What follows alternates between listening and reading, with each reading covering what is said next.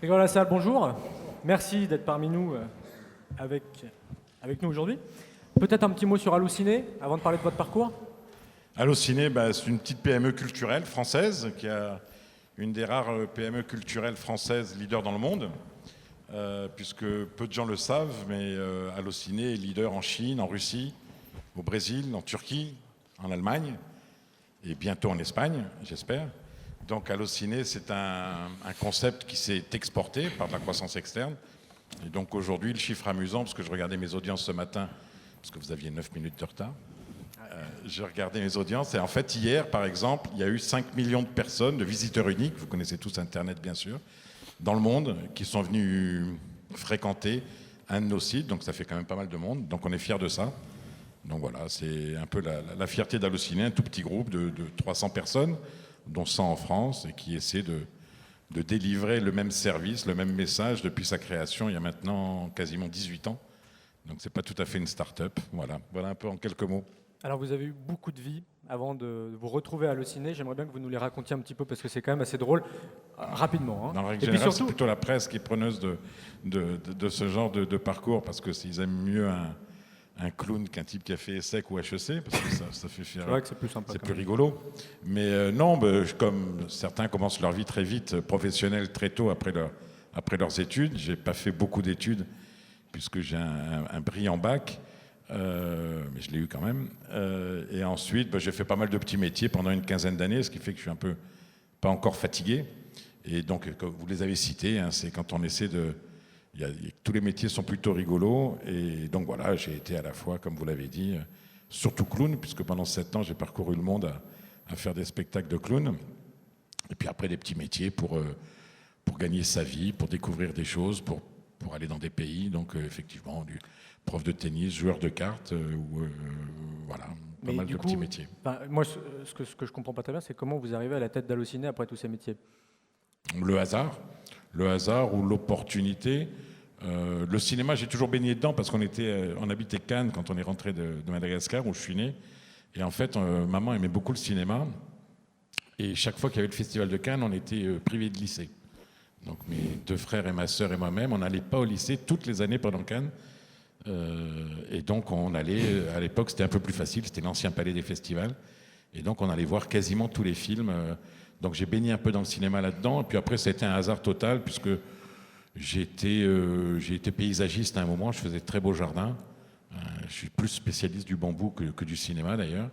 Et donc j'ai été paysagiste de jardinier de Jérôme Sédou, et qui venait de racheter Pathé. Donc il m'a dit, tiens, si tu veux, mais c'est vrai. Donc c'est comme ça que j'ai retrouvé le cinéma, c'est en étant le jardinier de Jérôme Sédou. Est-ce que le fait de ne pas avoir fait d'études, ça vous manque dans votre carrière aujourd'hui? Est-ce que c'est un plus? Est-ce que c'est un moins? Non, c'est un moins. C'est un moins dans l'organisation du temps de travail. Je suis le premier au bureau. Je ne suis pas le dernier à partir parce que j'aime pas trop travailler le soir. Mais je travaille effectif, je suis pas très bon. Donc je n'ai aucune organisation, c'est ma grande lacune, j'ai aucune organisation de temps de travail. Donc je passe du coq à l'âne très très rapidement, et je pense que c'est pas très bon. Mais maintenant, ça y est, j'ai fait ma croix là-dessus. Mais votre secret, alors, c'est quoi pour réussir?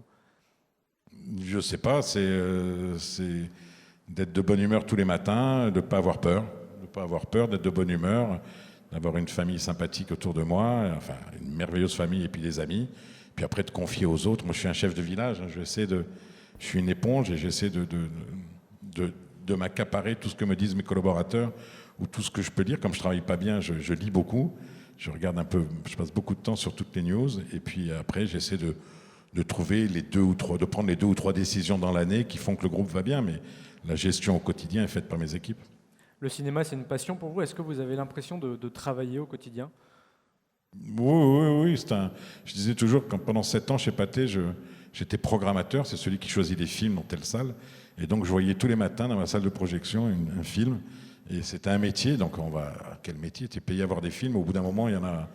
Et je vais beaucoup moins au cinéma. Mais non, c'est un métier comme un autre. Internet est un métier comme un autre, et le cinéma est un métier comme un autre, d'autant plus que Allociné, en tous les cas, c'est un de nos traits de caractère. Je refuse toute paillette à Allociné et mes collaborateurs. Donc, quand on descend à Cannes, on y descend en train. Non, on travaille pour le cinéma, mais on a oublié les paillettes. Il y a beaucoup d'entrepreneurs, de jeunes entrepreneurs dans la salle. Quel est le message que vous avez envie de leur transmettre, particulièrement du coup à ceux qui n'ont pas fait beaucoup d'études? Alors ça, je pense que c'est de moins en moins une lacune. Moi, je me souviens quand Jérôme Sédou souhaitait, je crois, que je prenne plus d'importance dans son groupe.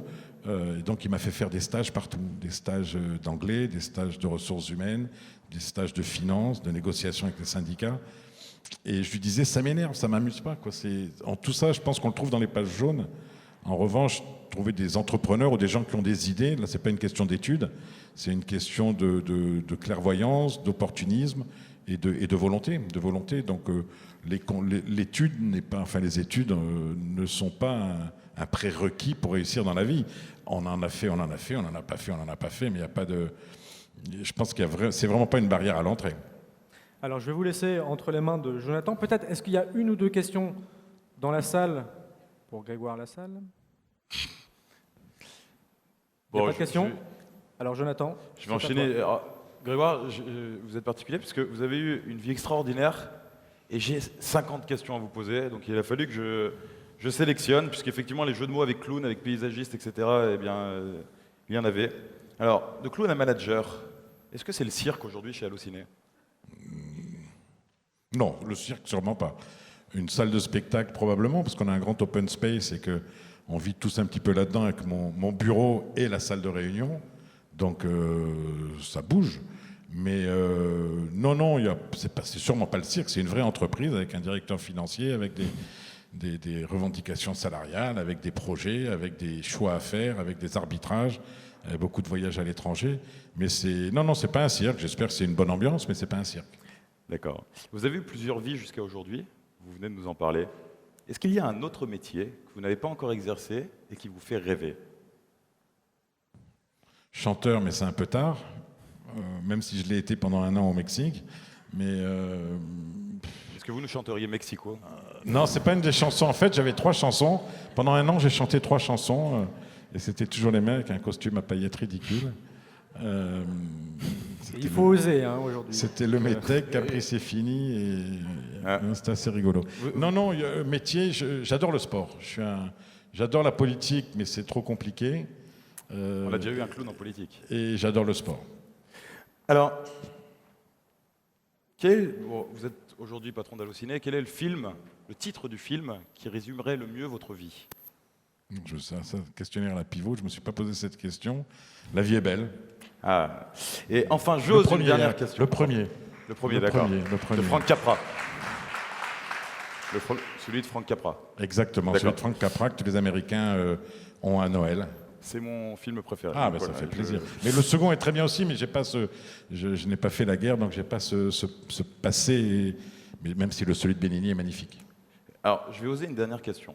Je ne suis pas sûr de ma question. Vous avez été clown. Est-ce que vous savez jongler? Ouais. Est-ce que je peux vous donner 4 bouteilles d'eau et que vous nous fassiez simplement bouteille une d'eau, petite c'est compliqué démonstration? parce que les bouteilles d'eau, comme elle n'est pas complètement pleine, ça se déséquilibre. C'est un peu comme les quilles, donc montrer, mais ça ne doit pas être simple. C'est le forum Osons la France. Ça ne doit pas être très simple. Il va falloir oser avec des bouteilles un peu... Ouais, ça doit être faisable. Bon, sinon, on a le micro, mais on va commencer à 3 parce que sinon, je vais inonder la salle. Je vais vous prendre votre micro. Et je prépare une 5e. Hein. Oh, bravo. une 4e. Non, bravo, merci beaucoup.